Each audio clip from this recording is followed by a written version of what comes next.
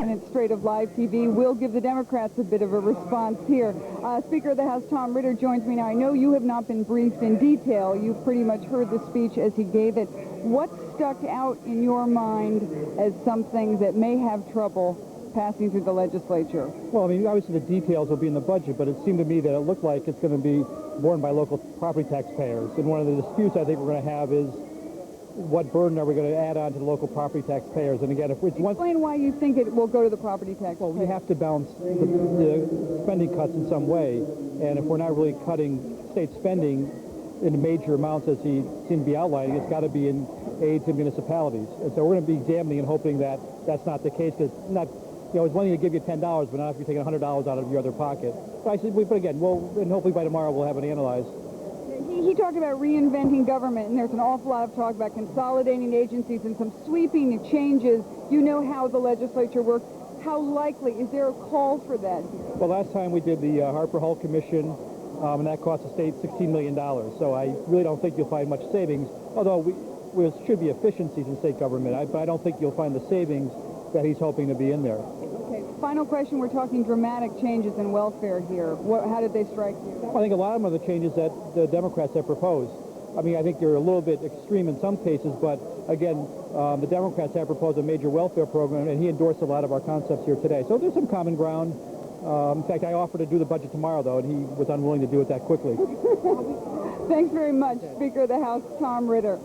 Alan, Denise, we're going to be getting some response from Republicans as well, who may have a few more details for us here, because I think what is a little bit unclear for some people, we're talking about an income tax cut, which of course everybody's interested in, moving it down to 3% for working class families. The question that I have for some Republicans who have a few more details is whether or not this would also be applying to those in upper incomes. Would they get a certain portion of that? Perhaps you can answer my question. Senator James Fleming, the majority leader of the state Senate, you've had a bit more briefing time, perhaps than some. I think people are aware that we're talking about an income tax cut for working class families. Is this a gradual? Would people who are making more than working class feel any effect at all? Can you explain it in layman's language? Sure. First of all, the tax cut will take effect as of January of this year, so people will feel it already for the 1995 tax year. It's a middle-class tax cut. I think that's exactly what the state of Connecticut needs. Not only is it good for the individual taxpayer, but those are the people that are going to go out and spend the money to stimulate the economy. Does everybody feel some effect, or mostly the working class? It's a middle-class tax cut, so yes, it's going to be mostly the working-class people of Connecticut that feel it, but the economic impact of it goes far beyond just the middle class. Great. Thanks very much, Senator Fleming, for joining us. We have a lot more in this budget to plow through. I'm going to throw it back to you right now, Denise and Al.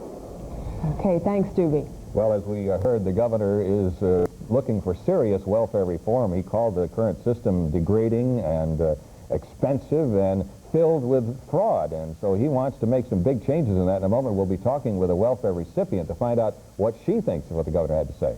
Well, state workers have rallied at the Capitol in the past. We'll find out what they're saying about the governor's speech now. It's coming up next. Stay with us. First of all, I don't think it was too fair, because he can't just single out just one person just because of things he's heard. In that case, he would say all mayors have freebase back in their time and now is in recovery. Just because we're low income, he doesn't have the right to just say that we're doing that. And if he's going to say after 18 months we have to get finished and everything, is he going to provide job training for everyone? Because you cannot go on a job after you haven't worked for a while. You can't go on a job and he has to provide the job training. That's the main thing. If he's going to provide the job training, he has to do that. Tara, what about his proposal? No additional benefits for additional children. What about that? Well, see, that's another thing. Everyone is not having children, additional children, just to be on welfare. That's not true.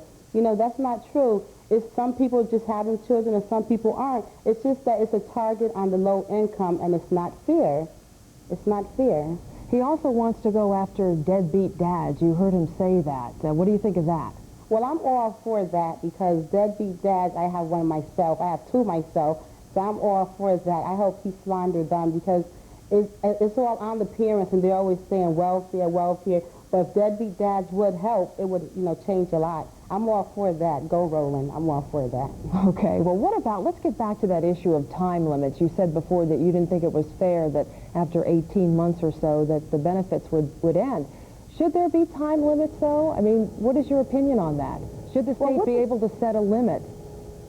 Well, see, with the time limits, everyone doesn't work at the same pace. It's different, it's different paces for everyone. So they can't say that just because one person, after 18 months, I mean, everyone works different.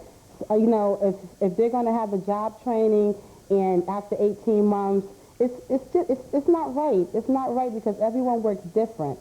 Well, if Governor Rowland would put herself in some of our shoes, where in my instance, I was working at a high-paid job, and I was off from state. Believe me, I was off state, and just because I was making too much, then I had to go, now that I'm working a lower-paid job, they was going to cut my medical off, and now I have to collect benefits, which I don't want to, but that's the way the system has me. So is that right? Well, I understand your comments completely, and the debate on this is just beginning. We do thank you very much, Tara Brown, for inviting us into your West Haven home, and we wish you the best of luck. Thank you. Thank you.